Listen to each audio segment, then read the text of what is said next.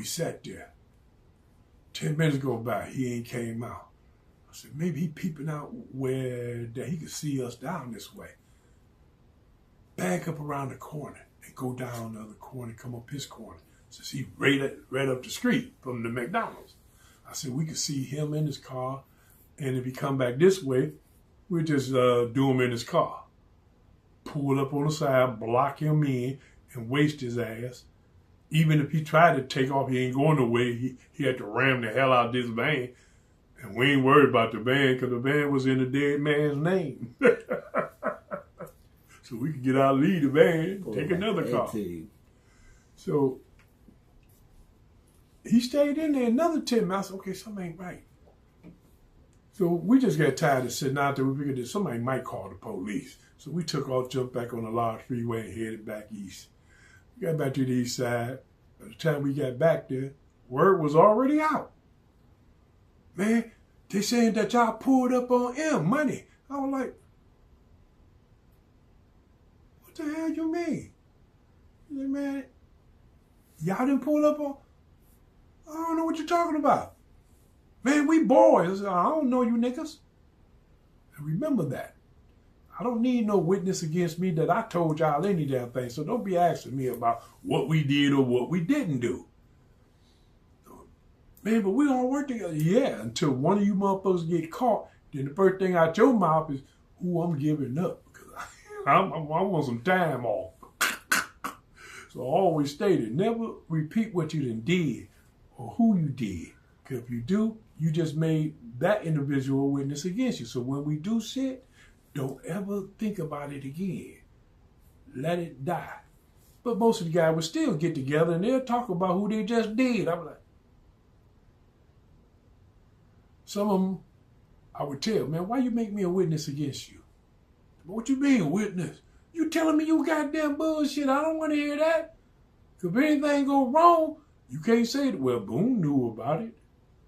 I didn't know about that. That's why I always leave when y'all start drinking and start talking about who y'all done did and how y'all gonna do this one and when you going to do the next one. No, you give me my list and I'm gone. Got my list. Either you know when I did it, because they're all going to be my signature. You know, what's that? I said, there y'all go, all in my Kool-Aid. I go on and leave. Come back in about, 3 days later I got back. That's when which called told me, hey man, you selling, ain't you too? I said, yeah. He said, man, did it, man. We got to have a key here, man. I was like, yeah. We can sell it to you almost dirt cheap. But you had to do us a favor. I said, there y'all go. Why is this always a favor? I just buy it. I got cash. He said, yeah, but, you know, we like it when you owe us because you stick to your shit and the work get done quick and easy. I said, well, yeah, I ain't got to be read up on them or ride by and blast people in front of millions of people like y'all do. Y'all just making witnesses. He said, man, Tony is one of the guys that we would like to take out. He's thinking that he's a tough shit, but he runs his mouth. We hear about it. What the boy dealt with. Say, no problem. So, of course, they tell me where the boy like to go. I said, y'all know where he go to? They said, yeah. I said, okay. So, of course, they said he goes out to the island. He like to play tennis. So I drive out there the first day. Okay. I go around the island, come back, and I said, wait, what's that over there? He said, that's the police station there. On the island? He said, yeah. Looked over there, looked at the police station. I don't see no cops going in and out. Are they open? He said, they open, just there ain't too many in there. I said, cool. Look over there at Tony again. Ooh, that boy got a nice uphand. So I paused over there by the little swings. Thought about it. No people around, just them two fools out there. I tell my boy, hey man, keep the car running. I'm gonna go do him now. Since we got him. He said, now? I said, yeah. Pulled out my hoodie from my back part. I said, I'm always ready with a hoodie. Wherever I go, I got my hoodie ready. So I goes over there, pull the hoodie up, put my glasses on. And, I stepped in the side of the gate where you go walk in. And he looked, but he couldn't really tell. Because we all almost favor each other. Big, black, bald-headed, And he just stood there. Then he shook off. Then he got ready to go up with the ball again. Boom! He dropped the other guy. I said, do you see anything? Shaking his head, no. Keep it like that. If I hear about it, I know where to find you, reach out and touch you like I found this fool. So we leave. I get in the car, we drive back off the island. 2 minutes later, still didn't hear no police cars. I said, okay, something ain't right. By the time I got home, they had it on the news. Person shot out at the island while paying tennis. I was like, damn, somebody did Tony like that? Everybody was looking at me like, where was you at today, boom? I said, there you go. Why y'all always trying to ask me stupid shit? Don't ask me shit because I'm not telling you shit. Leave it like it is. Somebody did that, boy, and that's a damn shame. Hey, psst, you got my money? Right.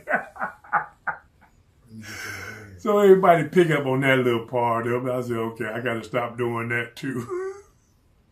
But most of the guys, they was getting kind of shaky of me. They was like, man, we know he doing it, man, but he just don't want to sit down and tell us how he did it, what he did. Only reason I knew that part was because my boy Marco was telling me. He said, man, people know you're doing it. I said, can they prove it? They got pictures? They got a witness? If they do, let me know. I'd like to make witnesses disappear as quick as possible.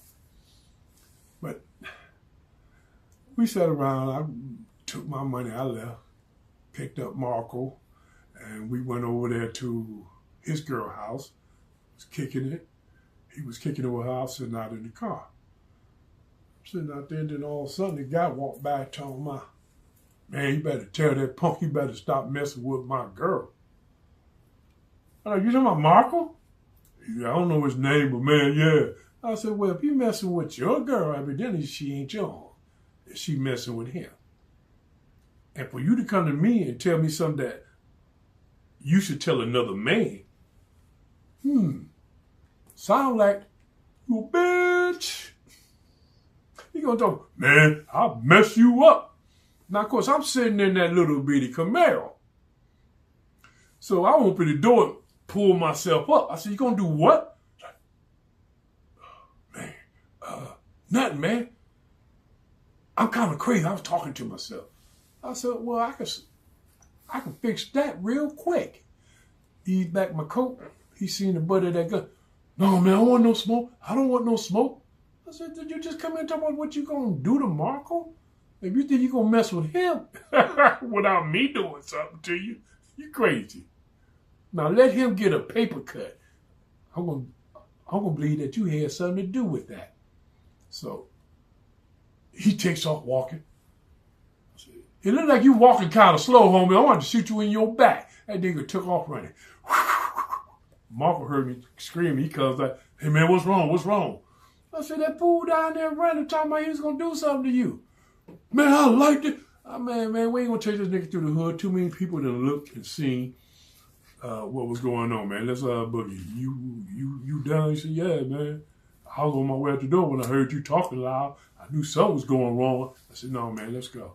So of course we go on up there to our boy's shop, E.T. We go up to his shop, looking at the new sound system. I said, hey, man, you might want to put some speakers in this goddamn Camaro, make it really loud. He said, man, I ain't got no. I said, yes, you do. Just tell the man to put the speakers in. I'll pay for it. He did it. We paid for it. And we going down the street blasting music. Next thing we know, we see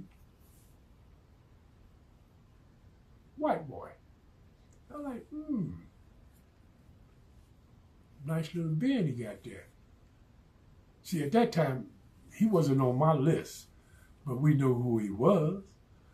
And the other brothers haven't been locked up at that point in time either. So I think it was about a month later when they did get arrested. They got it on the news showing them getting arrested outside their place of business. I'm like, wow. Then they came out with it that at first the word was his daddy set him up. Then it came that no, he did it a while back when he got busted with a gun or something. I'm like, man, I don't know. I don't believe that he say, she say. I got to see it or know it for a fact. So I'm sitting at the house. We still, clowning over, man, how in the hell did they get busted? Somebody had to set them up, man. The people is dealing with them on the outside of their goddamn place of business. So somebody had to tell them and they would feel comfortable doing it there. Or they had balls. Later on, we know that they was, the police was looking for them. Of course, at that time, they was already on the list as well, though. But they wasn't on my list. But they was on the other brothers' list. So I said, man. So I'm riding in the car. We going down Van Dyke, and they see one of them they see one of them going down the street. We spotted him. He spotted us. He pulled into the gas station, and we pulled around the other way.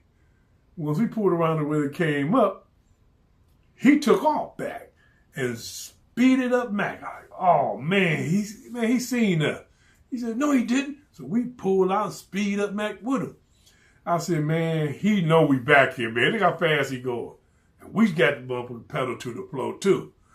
But once they got to that police station, they jumped out and ran in. I'm like, keep going, man. Man, fuck it. They kept going across Gratiot and Mac. They kept going across. We went down there to the meat market, better known as, what the hell they call that place? Meat market, another place way down there on Gratiot, the meat market. Oh, man, I can't recall the damn name of the place, because it's still even on today. Easter Market, that's what it was. They went down to Easter Market, that's the name. And we went through there buying up all types of steaks and shit. Cause we was planning on eating our ass up. I said, yeah, well, I want them lobster tails. He said, how many you want? I said, how many you got? He said, man, how many you want? Give me all you got, Mr. Smart Ass. Guy come back with a big old giant bucket. I got a big bucket. That's it? He looked at me like, man, are you serious? Let me just tell you like this. Give me 2 buckets of them. He come back, told me, man, this is about $1,200. I guess that's all you got? Man, we came back with a 3rd bucket. Which car whispered in my ear, hey man, we can't eat that, man. So what you mean we? Man, that's for me. Man, you gonna eat all that? I said, didn't you buy all your steaks? Did you see me say anything? Well, this is all my lobster tails. I got a big old pot at home like this, man. And we go in there, right? Say, yeah, man, because your place is good to cook at. So we buy all that shit. We go back to my place. Now, he liked to eat like me. Reggie was good for eating. He loved to eat as well. So we in there cooking up all this shit. He got the steaks going. I got the lobster tails going. Whew. I got to pop the tail, pour that big chunk out. I have me a plate like this, piled up. Melted down the butter, cut up the garlic and threw that in there. Let that saute for a while. Poured that back into the bucket.